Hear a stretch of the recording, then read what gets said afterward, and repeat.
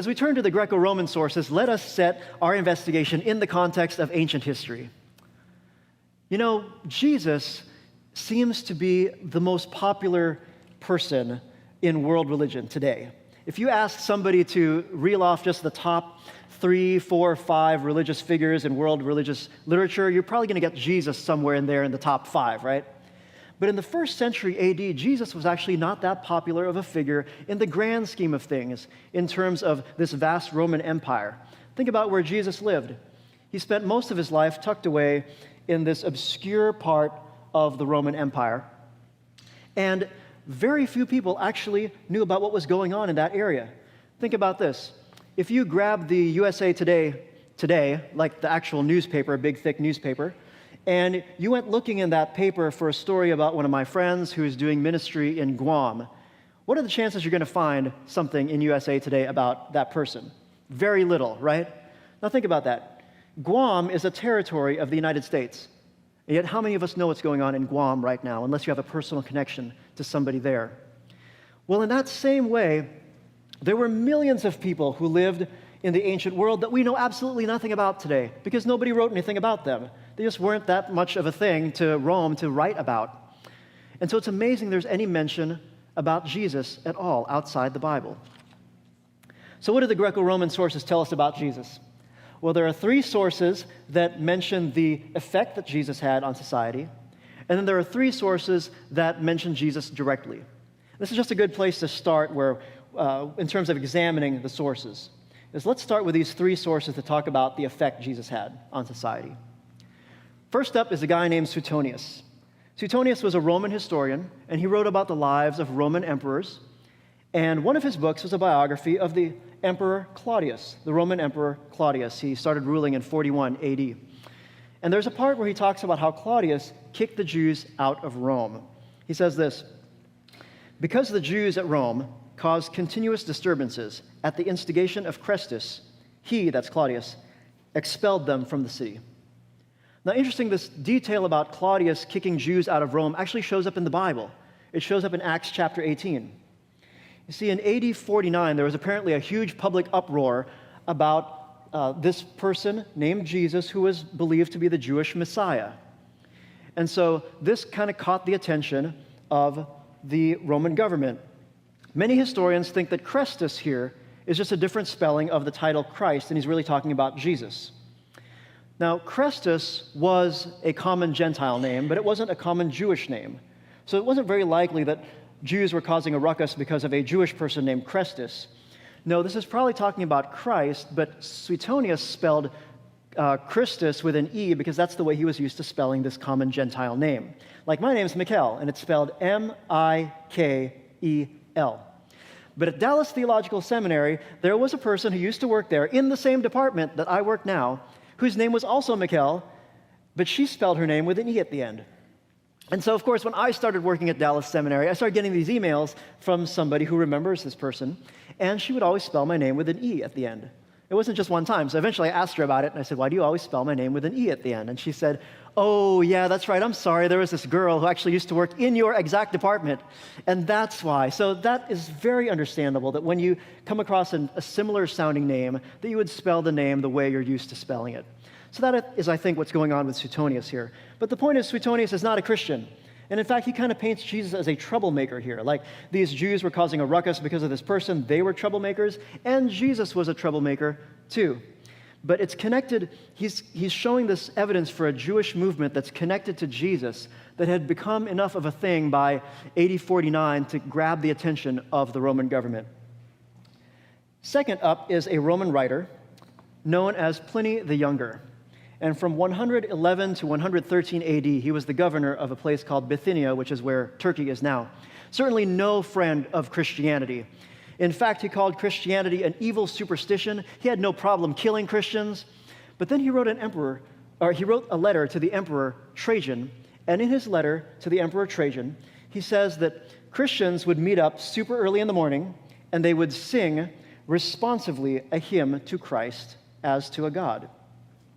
Now, this is evidence not only of the early worship of Jesus, but this idea that Jesus was believed to be divine very early and in a monotheistic Jewish context. That's quite a thing. And so here we have this mention of what Christians would do. But Pliny thought that this was bizarre because he knew full well that Jesus was a human person who was put on the cross and was publicly executed by the Roman government. And now you're singing songs to him like he's a god? That's weird. Now, Pliny tried to force Christians to reject Jesus, to renounce their faith, and he did that by trying to make them curse Jesus. But in Pliny's mind, you didn't curse gods, you only cursed people. And so this is evidence that Pliny believed that Jesus was a real human person. Third one is a 2nd century Greek writer by the name of Lucian of Samosata. And he was not a stand-up comedian, but he actually liked to make fun of people, and he liked to make fun of Christians. And so he says that Christians worshiped a crucified man, and that was kind of the joke in this particular case. But he says the Christians, worship a man to this day, that distinguished personage who introduced their novel rites and was crucified on that account. There's actually a piece of Roman graffiti that shows a person worshiping a man on a cross, and they add like a horse head, like a donkey head there, and that was kind of the joke that these Romans were making. It's an interesting graphic. It's not one I would show in church, but it's really an interesting piece of historical evidence. Well, when you talk about Lucian of Samosata, he used a different word for crucifixion here than the word that's in the Bible, and so some people think he's citing an independent source, an independent tradition. But the main point is that he never argued that Jesus didn't exist. All these people who are enemies of the Christian faith, nobody argued that Jesus was totally made up, that he was a myth, that Jesus was never even born. So these three sources at least give us a glimpse into the effect that Jesus had. They tell us about an early Jewish movement based on the idea that Jesus was the Messiah and that Jesus was being worshipped as a deity shortly after his public execution on the cross. But beyond just the effect that Jesus had on people, we also have sources that mention Jesus directly. So we want to turn to those right now. There's a Greek philosopher by the name of Celsus, and Celsus wrote around 175 AD. He was a pretty strong opponent of the Christian faith. He said Jesus, get this, he says Jesus used Egyptian magic to do his miracles. So he was trying to kind of slam Jesus here by saying that Jesus was hired out to go to Egypt. While there, he acquired magical powers to razzle-dazzle his friends back in Israel. Now listen, even in trying to make Jesus look bad, he, one, doesn't say Jesus didn't exist, and two, admits Jesus did miracles. He's just trying to explain where he got the power. So he's making up this stuff, trying to make Jesus look bad, and yet it's testimony to Jesus as a real person who was really known as a miracle worker. Even today, historians who don't believe that miracles are even possible will say the idea that Jesus was known as a miracle worker is a historical fact, because people who saw him perceived what he was doing as miracles. Jesus did things that both he and his followers and even those enemies perceived as actual miracles. There's another philosopher by the name of Mara bar Serapion from Syria, and he wrote a letter to his son shortly after Jerusalem was destroyed in 70 AD, and he wrote this: "What advantage came to the Jews by the murder of their wise king?" He called Jesus a wise king of the Jews. He also called Jesus a martyr and a teacher. And then he started comparing Jesus to other human figures like Socrates. He said Socrates was a wise man, he was a teacher, he was martyred.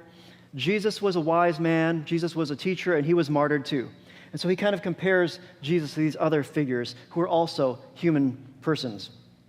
Now, if you remember any of these sources that we've mentioned today as far as the Greco-Roman sources, remember this one. This one. The most important of the Greco-Roman sources is a man named Tacitus. Tacitus is a Roman senator. He was a historian, and he's probably the best historian that ancient Rome ever had. But he called Christianity a disease, and he hated Christians.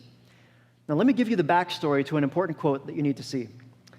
In AD 64, there was a huge fire that broke out in Rome. Some of you know about the fire that broke out in Rome. More than half the city went up in flames. A lot of people think Nero was actually behind the fire. But Tacitus tells us that Nero tried to pin it on the Christians. Here's what here's what Tacitus wrote about Nero in the Annals of Imperial Rome. He says, "Nero fastened the guilt and inflicted the most exquisite tortures on a class hated for their abominations, called Christians by the populace." Then he says, "Christus, from whom the name had its origin, suffered the extreme penalty, that's crucifixion, during the reign of Tiberius at the hands of one of our procurators, Pontius Pilate. And a most mischievous superstition again broke out not only in Judea, but even in Rome. That's a Roman historian talking about a Roman governor. And he says that Pontius Pilate had Jesus crucified during the reign of Tiberius Caesar, exactly where the Bible says it happened. You can read in Luke 1, verse 3, where Luke puts it during the reign of Tiberius Caesar when Pontius Pilate was governor of Judea. This is the time that Jesus lived. It's not during the reign of Caesar Augustus. It's not during the reign of Claudius. Luke puts the gospel squarely in history with these markers, and it lines up very well with what we see with sources outside of the Bible.